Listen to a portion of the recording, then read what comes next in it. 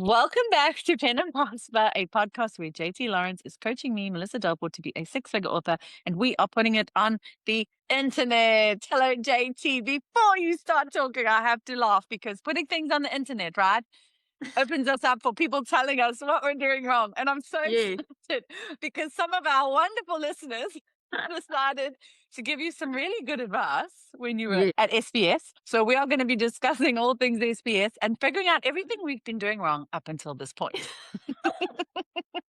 No, to be fair, the feedback was overwhelmingly positive. Really, Yes, you so many people came said. out. Yeah, it really was. So I don't want you to think that No, people no, are like, I don't. like, I I was think you just should do it this way.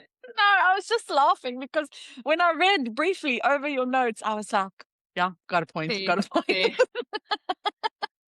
So I can't wait. And I also obviously can't wait to hear all about SBS. Before we do dive in, obviously, a huge thank you to our editor extraordinaire, Elise, to our paid subscribers, and to our official sponsor, Vellum, the beautiful book formatting software that we could not live without. JT, I know you have that code ready for us. Yes, it is vellum.com/pen and prosper. Correct. Okay. Okay. Are you scared to talk now? Oh, yes, because we just carry on now. I forget we're not doing an intro.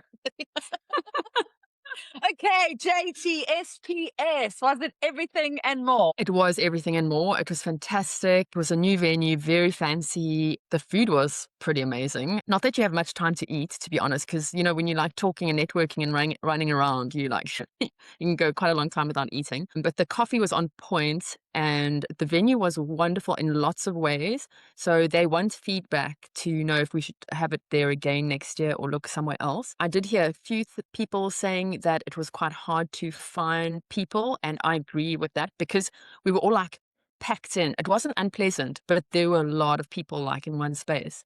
And I Okay. went almost the whole conference without seeing Heather G. Harris Hold and on. other people that I wanted to see, like, like a lot of Okay. different people. And then we'd only like catch up afterwards or something. And so that was, You didn't want to say any names, hey, because you didn't want to tell people who your favorites I are. know, I know. I see you. Everyone I knows who see my you, favorites are. JT. So yeah, I went whole days without seeing best mates, but it Yeah. was absolutely fine. We caught up afterwards, and the venue was air conditioned, which was quite nice because it's always like peak summer when we're there. It wasn't this time, but I do appreciate that it's much more Yes. pleasant environment. So yeah, there were pros and cons, but I think it was a very positive experience. I really liked like the actual speaking venues, the auditoriums and things, and the rooms. Yeah, it was great. And intense. It was intense. Like, Yeah. I don't know. I don't know if it was because, you know, I work on the crew. So I don't know if it was because I had quite a lot of responsibility. Also, I had to learn the new venue. So the rooms are all have different names. So it's like county this, county that, Westminster, da, da. So I had to like Figure out where you were. know who to take to which room at what time and where the room Okay. was. Whereas before I Okay. only had to bring people into the green room. So Okay. like that was a bit People. E.L. James. E.L. James. What a life Look how far highlight. you've come. You're just like, oh, I had to take some people. But what made it much better is, of course, I know so many more people this year. So when I had to find most of the people on my list, I knew who they were like very well, not just like, I think it's that person awkward. Like I knew, oh, okay, Sasha Black, obviously. Yes. Like it's so Yeah, that made okay. it a lot easier. But I did find like when it was time to like quickly grab something to eat, I just went into like a little quiet corner and ate. And then sometimes like one or two people would join me, which was fantastic because then you can just have that one-on-one conversation. But like there's no ways you can just stand there and like all these people all the time. And so many lovely listeners came up to me and Oh, said, man. I swear you'd think we were like superstars with like Oh, huge numbers. so I wish I could come there. You have to come because you will thrive with that attention. You will love it. I'll be like, You will love yes, it. yes, the little South Yes. African from Yeah. KZN. Oh, that Yeah. is so, but it's also so cool to know that we're doing something that's valuable, right? Yeah. Like, it's Absolutely. obviously always been super valuable to me. that Yeah. we started this, you saying, I'm going to coach you to six figures. We wanted to put another little South African up there on the map. And so it was always going to be hugely valuable to me. But you know Yeah. that now other people are getting value. It's like, it's just so validating. It is. Friend, It's you so might just validating. have to carry on once I get to six figures. You know what I mean? I told you, like, cracking, here we go. What are we going to do when we get you to six figures? It's so We're going to close. get me to 7. Oh my God. I better get there first. No. After 6, then I've still got to get to salmon, dolphin. There's so many tiers, JT. There's so Okay. many No, we'll go the tiers. fish tiers. We'll do We're the fish going, yeah, we'll do fish tiers, 100%. Oh, But it you know, sounds added like fish tiers. Sad fish. a sad fish. My dolphin's very sad because he's been like cut in half, you know. Yes. So another thing that was a little bit anxiety producing is that a lot of the big names are now listening to the podcast, or at least they have listened to the podcast. A lot Because of them have Blake. been on it now. Yeah, no, that's also true. That's also true. But like, you know, Blake's interview, so many people watched it and got so many new subscribers and stuff. But when someone like Gerald Kilby, who gave the advanced Facebook talk, says that he's listening to a podcast, it's like, you shouldn't be. Like, huge imposter syndrome. Like, they should not be listening to this podcast. This podcast is to get people that were kind of at your level, Yes. and who are at your level now. Like, that is the target market. But now these like important people are listening to the podcast, and it's just a bit nerve-wracking. That's all I'm saying. Okay. Right, but we know why they're here. Yes, for the interviews. I get it. No. Oh, for your sparkling personality. Yeah. Let's go with that. Obviously. No, but I mean, Yeah, that is like, I get you. Yeah. Imposter syndrome is real. It's like, but you know more than that, you know. But what I thought you meant is because of the guest, and that is 100% true. And that's just I know. that's dialed back my imposter syndrome a lot because they're not here to listen to us. We are Yes. just asking. And we have the best guests. I'm sorry. I'm not even ashamed to say, like, our guests are so cool. Okay, and while we're talking about that, can I just tell you who's coming on? Because I've got a little note full of good news here. And Yes. this is some of the good news. Okay, so speaking about Blake is coming back on to answer questions. Yes. Then the week after that, his wife, Stephanie's coming on. So that's I gonna be can't amazing. wait. Absolutely amazing. Okay, and then Gerald Kilby, who I've just spoken about, who did the advanced Facebook ad talk, he's coming on. I need to send him dates. Okay. Then, you know, Eve Newton. She's she's in UK now, but she's South African. She like dominates the translation market. Yes. Right? And she doesn't want to come on, I know. She does not want to come on. So I said to her, please, can I send you questions and you answer them, and then we will read them out. And she said she's absolutely fine with that. That's wonderful. To any listeners who want questions answered, please send in your questions. You can ask them on YouTube, Substack, or in our Facebook group. Yes. That'll be a really good one. And I'm sure Scribe Shadow will love that episode too. And then Simon Patrick is the ambassador for 11 Labs. And we had a lovely chat in London. And I invited him on too. I think it's a very good fit because that's fabulous. And they do different languages too. So it's a great fit for our podcast because we are AI positive and we are translation positive. Yes. Really I good. use them for all my audiobooks for YouTube. Do you? I've never used them before. No, I do. I use them. Paige is using them all the time. She actually has all my audiobooks done. Like, she's pre-done them, and then we just wait every month when my credits roll, and then we convert and listen. So it's like she's allocated voices and like put it into a production line, and then as and when new credits come available, we get one out. Incredible. Absolutely incredible. Yeah. And are you getting any backlash for them being AI narrated? I'm getting backlash because they're not coming out fast enough. Wow. But they're not really doing me any good at the moment because YouTube demonetized, remember? Which was a bit What's of a... the news on that? It was that 3 months, same as you. It's 3 months. So then you just sit and you kind of wait. So I will do a video. The first appeal we did wasn't a video appeal. I think I'll do a video appeal. Yes. But before we do the appeal, we'll get a hold of the YouTube bros. Yeah. Team YouTube and thingy. Yes. But they weren't very helpful the last time. So I don't know.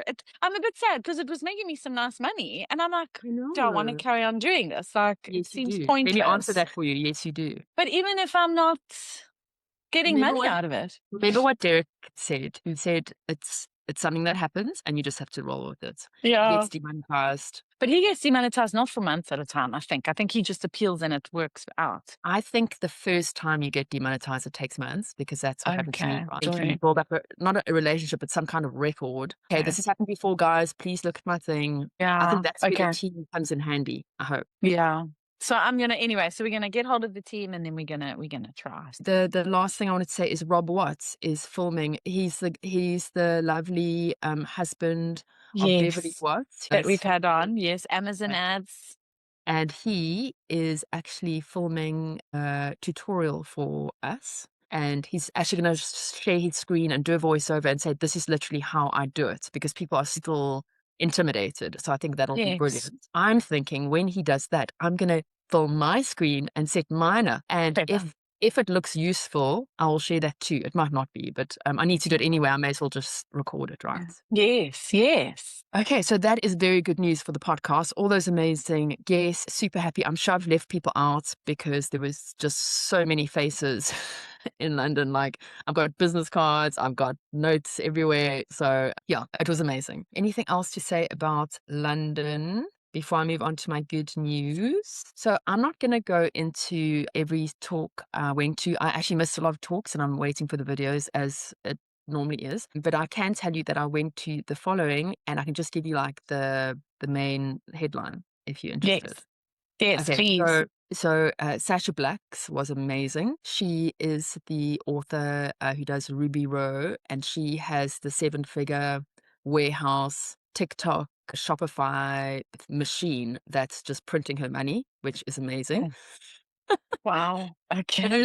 it's so funny because people who listen to her podcast, it was really, really good podcast, watched her just like take off like insanely. As soon as she started doing TikTok with Adam, she just took off, and she required some convincing to do it. And she shared that with us too, like their messages between each other. They're like, she's like, I'm not going to do this. This is like F bomb, F bomb.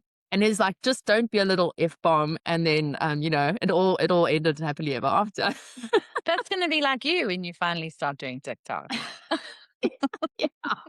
Oh my God. You want to hear one of the best things that happened at SPS? And you're going to love this news. It was on my good news list, but I'm going to say it now. Guess what? Yes. I What? hired a social media manager. You have not. I'm so proud. I'm like, Delport is going to be so proud of me. I'm so Can't wait to proud of tell you. her. What happened? Did you just meet someone fabulous? Dude, it's someone you kind of know, not really. So, you know the organizers of the Irish conference? Yes. You know Siobhan? Siobhan. I always want to say Siobhan. Sorry, Siobhan. She's Irish. It's Siobhan. It's with the BH. Siobhan. It's just managed, I tell you. Michael So, Caney. You got that one wrong. teeny. Talking about Michael Cheney, whoever's noticed how like crazy our YouTube thumbnails are now, it's because of him. Blame him. We used to be like demure, and now we're like all crazy. And those new the intro videos with you, your beautiful face on the screen. Well, Thanks, Michael. it's helping, not my beautiful face, but the thumbnails are definitely helping draw more people into the podcast. So as much To as be I hate to honest, admit it, I think that it helps them differentiate if they're going back to look for an episode. yes, because they're all the I do same. that when I watch stuff, and then I'm like, oh, what did it look? Oh, it looked like this. This is it. And so that was a very good point that he made, that they did all look the same. Yeah. It's less for me about the clickbaity thumbnail and more about, okay, now they each look different. And if there's an episode you particularly like, you can go back and find it quite easily. But you know what, Delport, it's more than that, because the YouTube analytics is basically saying the click-through rate on the new one. So it's not about going back. It's the click-through rates of new people seeing the thumbnail. Like, look at Michael Cheney's. It was his face, like he was in like power position, a graph with books like going up and like a big dollar number on the thing. Authors see that graph. They recognize a KDP graph. They see the books. They see the big number and they automatically click, I think. Yeah. So I think it is like the way to go. YouTube is brilliant because you go to like any video, but let's just say the latest video, and you say, tell me about this video's performance. And it gives a whole breakdown, what your click-through rate is, if your thumbnail's working, what they'd rather see as a thumbnail for this. And oh, wow. it's such great feedback. And that's what helped me change the thumbnail, the original Michael Cheney. Remember when I looked like a sex star in the thumbnail? And then I changed it to like the graphs. Because it was like you bearing the lead. The important thing is that number with a graph going up. I'm like, of course it is. So I made that the thumbnail and then it started doing well. So my point is that YouTube has the analytics and it has the thing where you press and it's like, do this, do this, do this. And it's really helpful. So anyone else who has a YouTube channel, it might help them. Okay. Sorry, like we completely like went off the rails there. But anyway, okay. So that was Sasha Black. I didn't go to Added Beeswick's talk, but apparently it was brilliant because he did a live in the talk. Oh, wow. And he moved like, I don't know, $300 worth of product in like a 45-minute talk or whatever it was. Oh, wow. So Of it was course he amazing. did. Yeah, of course he did. And he said, Imagine. I know, he said it could have gone either way. And I said to him, well, that's also a good lesson because they don't always go well. But Yes, you look keep at his going. bottom line, he can't complain. So I thought it was an absolutely brilliant move, and I can't wait to watch that video. I will get a link to the videos, by the way, because you can buy them and it's not expensive. Definitely worth watching. I'll get the link and I'll put it in the show notes. Okay, then I went to K-Lytics talk. Amazing. I won't go into it apart from the fact that Alex Newson is not really worried about AI books because bad products don't sell. I'm not saying all AI books are bad. I'm just saying that it's nothing to be worried about because your good book will not be eclipsed by a bad book, whether it's written by AI or not. Yeah, I So, agree. 100%. and also there is more runway for romantasy. We don't always know if there's more runway, and there is. And then if anyone is up for writing a spicy story about firefighters, that market is very hungry and it's not saturated and people can't get enough of that right now. So if anyone wants to write a quick little, I don't know, whatever, something spicy And with I have firefighters, a thing do it for right now. firefighters. Did you know that I have a thing for firefighters? I think a lot of people do, Delport, because the way Alex Newton was talking about it, he's like, guys, I don't like predicting the future, but if you want to write something that's going to take off right now. But also it's because, like some of our like authoritative people are a little bit Yeah. corrupt. Yeah. So It's a nice way firefighters of to putting me, it. Yeah. firefighters to me are just, they still embody heroes. Yeah. Mm. Cause yeah. So I do have a thing. I've always told my children firefighters are like such heroes and like, yeah. Well, So I didn't Delport, if mean you I have really a thing for them like that. Like I'm like, like burn my house down for a glimpse. No, I didn't smash. Not like that. I just have a thing for firefighters. okay, well, if you weren't so busy getting to your six-figure I know. Maybe I could write a drop little. everything. Okay. Okay, then this is quite interesting. This is the last thing I'll say about talks. I went to the Tony Lee talk and to the Rachel McLean talk, and they were both excellent, but they were so opposite sides of the spectrum, which I found very interesting because Tony Lee is all about creating an author engine, right? You have to have constant production going, constant, like it must never stop. And he says, like us, you map out the books you're going to write in the year. Don't go from one book to the next and just kind of blindly write when you're feeling it, whatever. No, like us, you have a strategy. You set out, I'm writing 4 books this year, or I'm writing 6 books in the next 18, whatever it is. And you stick to those deadlines and you make sure that you're constantly releasing books. But it's not just that, obviously, it's making sure that the whole engine is working, right? So like what comes next on the list? Like you send it to the ARC reader or you do this, you do, and it has to be the system that just keeps going without too much thought from you because you don't have the bandwidth because you're writing so many books. And then also he spoke about not being too precious with your books. I know I still battle with this because I like to take my time with books, and he's like, no, like it's like anything from 4 stars up is fine. Like don't try and get to 4.8 because not even the best books ever written are 4.8. If you look at them on Amazon, they are in the low 4s, even below 4. So it's a good perspective to have, I think, but I'm still not there. I'm still going to try for 5 stars. I think I always will. But that does Yes. slow my author engine down. So I need to accept that I will not make as much money as someone like Tony Lee, and I'm okay with that. Okay. Rachel McLean's talk. Oh, sorry. And Tony also spoke a lot about dictation and using your dead time to get the words down. So when he walks his dog, he has a device and he talks into it, whatever. He writes 2,000, 3,000 words before he's even sat at his desk in the morning. And I mean, that's an amazing way to get that output, right? I don't think my brain works like that. I'm trying dictation. It is speeding things up, but like, I can't imagine walking in a forest and dictating. Just like my brain, I don't know. I'm not going to say never. I'm not going to not try it, but it's just not for me right now. Yes.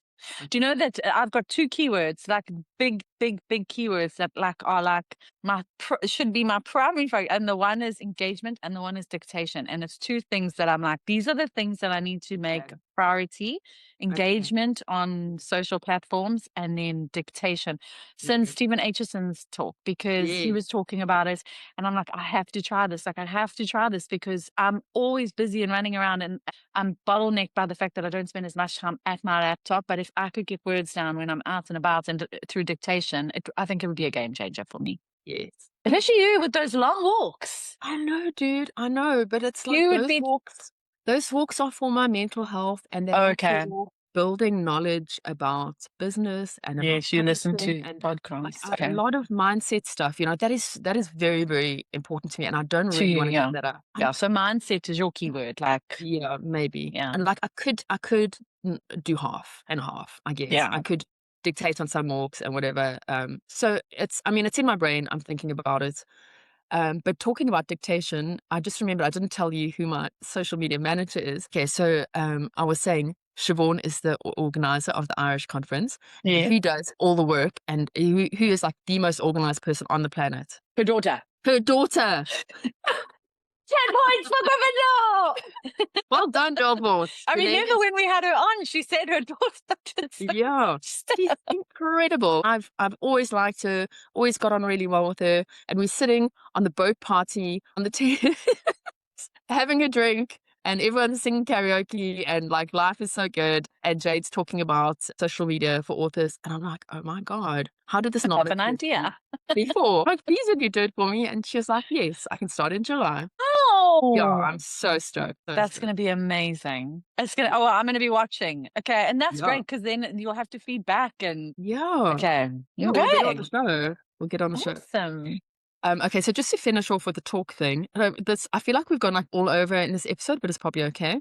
The Okay. Tony Lee and the Rachel McLean thing. She, another seven-figure author, she got completely burnt out, and her whole Oh, talk was laying herself bare and saying, I'm going to share this intimate information with you so that you don't have to go through what I went through, because it was terrible. oh, So wow. she basically, I mean, she's been very successful for very long, but she started building more than she was comfortable with. She had staff, she had deadlines, she had all this stuff happening, and it was just too much. And she stopped enjoying writing, she stopped enjoying her job, and eventually she just didn't want to get out of bed. So it was severe burnout. And sometimes burnout is recurring. It comes back like a year later. And that happened to her after she thought she had fixed her life enough for it to not happen.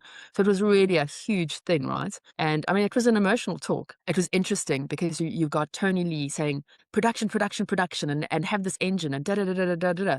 And yes, that is a very good way to make lots of money. But then you've got Rachel saying, guys, it's not worth burning out. So, Yes. so yes, you must always challenge yourself. And like Tony Lee says, you think you've hit your ceiling with your word count per day. You have not. Let me tell you, you have not. And he's right. But Rachel's also right. She's like, it's got to be sustainable. And Mhm. I mean, that's been my thing for a while now. It has to be sustainable. I have to be happy. Otherwise, what's the point? What is the Yeah. point of these huge numbers going into your bank account, but also out of your bank accounts every month Yes. when you like completely, you're sitting at your desk and you're completely overwhelmed with everything that you need to do. Yeah. So interesting talks, both very valid. I'm interested to know from the people who went to both what their outtakes were.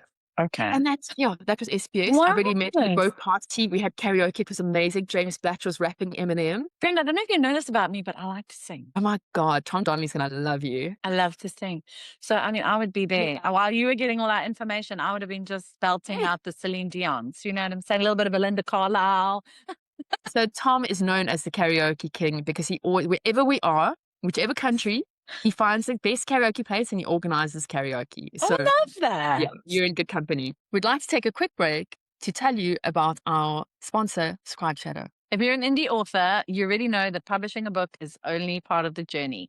Reaching readers in new markets is where things get really exciting, but translations have traditionally been expensive, time consuming, and honestly, a little overwhelming. Which is why JT and I both use Scribe Shadow. We originally started using it for our translations and it quickly became one of the tools we can't live without. Personally, I started translating my books in May last year and my income skyrocketed. Scribe Shadow saves us time, the workflow is simple, and best of all, it's affordable.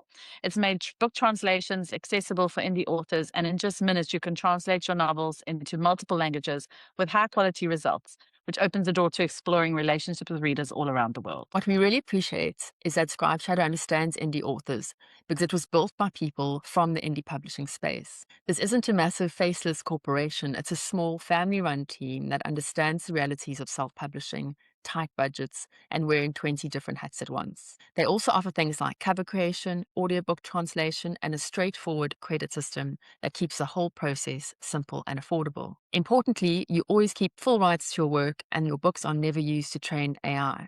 So if you've been thinking about expanding into foreign markets, or you just want tools that genuinely make your author business easier to run, check out Scribe Shadow. It's become a really valuable part of our workflow, and we're genuinely happy to recommend it. If you'd like to try Scribe Shadow, we have a special code for you. You can get 30% discounts. It is Pen and Prosper 30. You can use that at checkout. Perfect. And let's get back to our episode. Okay. Good news time. I feel like you're the good news guy. You know that guy here, the good news guy. Now you're the good news girl. The good news girl. Okay. So I've got very, very quick good news things. And then I also just have a couple quotes from James Clear that I'd like to read. So I'll keep it short as I can. So the first great thing is, damn, I just thought of something else from the SBS thing. So say it. More than one person came up to me at SBS and said, you know what I've done with Blake Hudson's episode? I fed it into Claude and then said, how does this apply to my business, and give me a step-by-step guide. Brilliant. That's genius. Genius. So, and it's worked so well for them. So anyone who's listening, if the 3-hour marathon of Blake Hudson was too much for you, like it was too much for me, just get the transcript, get Claude to get the transcript for you, ask it to apply to your business, your genre, and give you the actual step-by-step thing so it's not as daunting. Okay, next. Yes. Okay, my first good news thing was hiring Jade. So I've told you that already. Yes. I got a book bub for Curse Breaker Book 1. Happening very soon, early July. So I'm super happy about that. I'm going to promo stack. I'm going to go crazy because I still don't have my Facebook ads sorted. On the Facebook front, I got the refund that the hacker stole. Yes. Yes. Oh, thank goodness. That's fantastic. Thank goodness. So it was only $1,000, but like I'm happy. Okay. It's a lot of money. I briefed in my Kickstarter special edition of Hot Spell. I cannot wait. I cannot wait to see it. You what? Has it gone into production? I've briefed in the design for the special edition. With that company? With Influence, yes. Yes. Okay. I've got a Pinterest board, and I've done like all the hooks I'm going to be using, and I'm super excited because we'll be launching next month. It's crazy. I can't believe it's come so fast. It's come so fast. Kickstarter. It's a new Kickstarter a year later. It's happened so fast. I mean, you were talking about doing Kickstarter for a long time before you actually decided you were doing Kickstarter. Yeah. So you were talking about Kickstarter before Kickstarter was a thing. I know. And it's going to be funny because I'm going to do book 2 and book 3 in quick succession, like as soon as they're written. So that's going to be awesome. I'm going to go on like a Kickstarter roll, hopefully. So we'll see. I remember you saying you wanted to do like 3 a year. Yeah, I would actually like to do 4 a year, which is a bit much, I think. But anyway, let's see. And then because this is going to be 3 books for now, I'm going to do like a 3-book slipcase thing for the last one. I'm so excired. Okay. Oh, and I'm also going to do some artwork myself, if you can believe that. Are you an artist? I can paint, I can draw. Oh, I love that. I did not know that. In high school. I did not know that. And then I studied art direction for 3 years. Well, you like my Kenna. You like my daughter. I can't draw a stick man. True story. Oh, well, sorry for you. Yeah. We all have played our strengths. Yeah, I cook very well. I make a great omelette. Oh, there we go. Okay, more good news.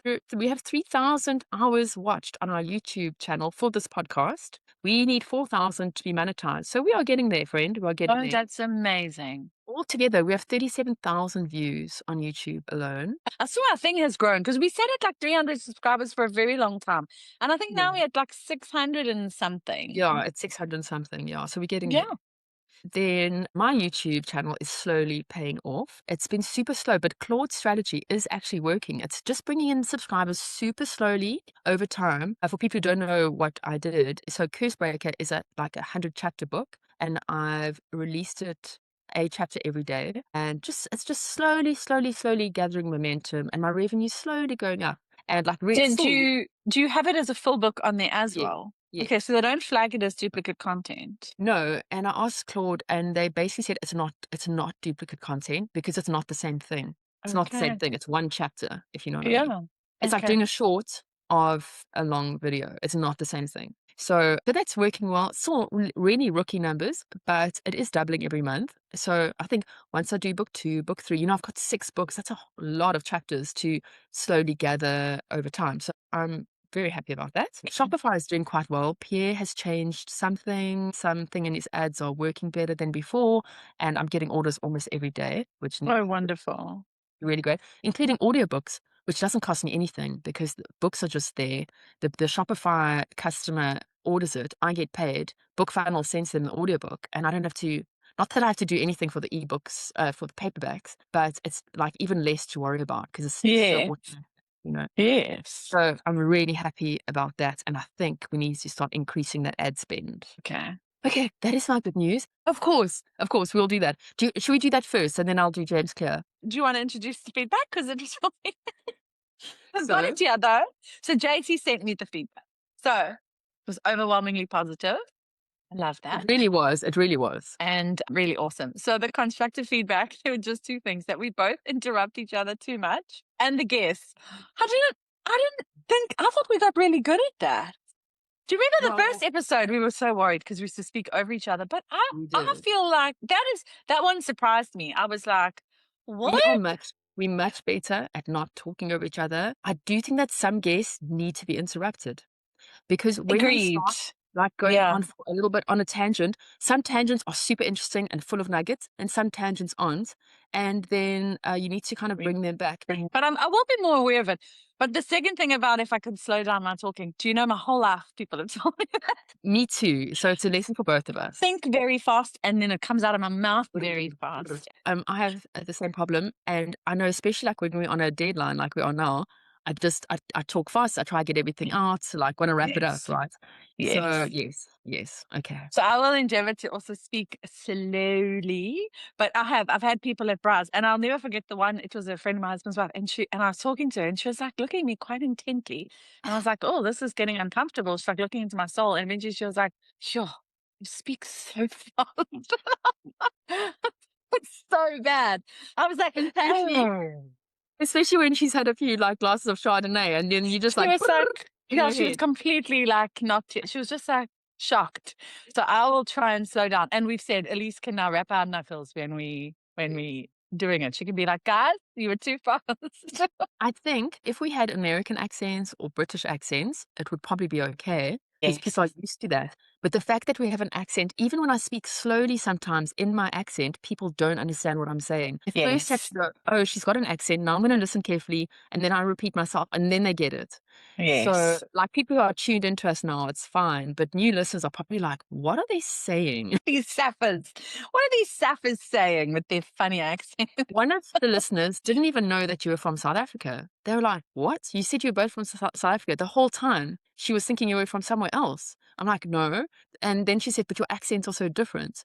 And I'm like, yeah, well, we come from different places in the country, but I mean, they're not that different. Anyway. Do you think that happens in South Africa, that we have different accents depending on where we come from? Definitely. Definitely. You know the Really? Cape Town accent. You know the Oh, Cape Town. yeah. Okay, got you. Okay. Thank you for the feedback, everyone. That's amazing. Thank you. Thank you for being kind. Yes. I have something that I just want to read.